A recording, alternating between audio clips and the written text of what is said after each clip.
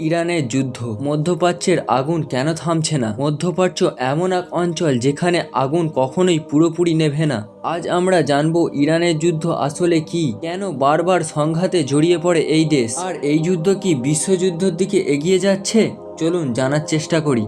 যার অফিসিয়াল নাম ইরান, মধ্যপ্রাচ্যের একটি শক্তিশালী দেশ। 1979 সালের ইরানিয়ান রিভিলেশনের পর দেশটি একটি ইসলামিক রিপাবলিকে পরিণত হয়। এই বিপ্লবের পর থেকেই ইরান পশ্চিমা দেশে, বিশেষ করে ইউনাইটেড স্টেট অফ আমেরিকা এর সংঘাতে জড়িয়ে পড়ে। ইরানের যুদ্ধের পিছনে কয়েকটি বড় কারণ রয়েছে। প্রথমত, ক্ষমতা ও প্রভাব বিস্তারে ইরান চায় মধ্যপ্রাচ্যে নিজের আধিপত্য বাড়াতে। দ্বিতীয়ত, ধর্মীয় বিভাজন, শিয়া বনাম সুন্নি দ্বন্দ্ব। তৃতীয়, পারমাণবিক কর্মসূচি। বিশ্বের অনেক দেশে সন্দেহ করে ইরান গোপনে পারমাণবিক অস্ত্র বানাতে চায়। চতুর্থ, ইসরায়েলের সঙ্গে শত্রুতা। ইসরায়েলের সঙ্গে ইরানের সম্পর্ক অত্যন্ত উত্তেজনাপূর্ণ।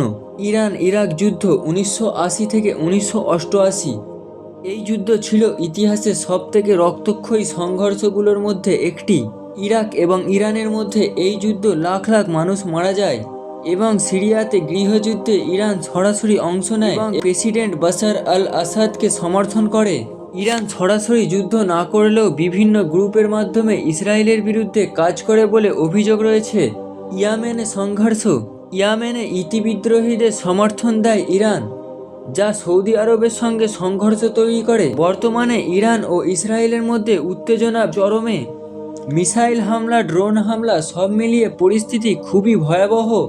বিশ্বের বড় বড় শক্তিগুলো এই পরিস্থিতির দিকে নজর রেখেছে।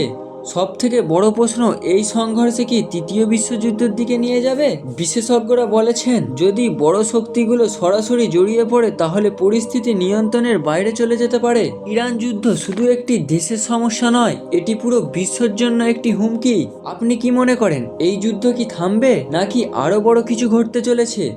কমেন্ট করে জানাবেন। আর ভিডিওটি ভালো লাগলে অবশ্যই শেয়ার করতে ভুলবেন না।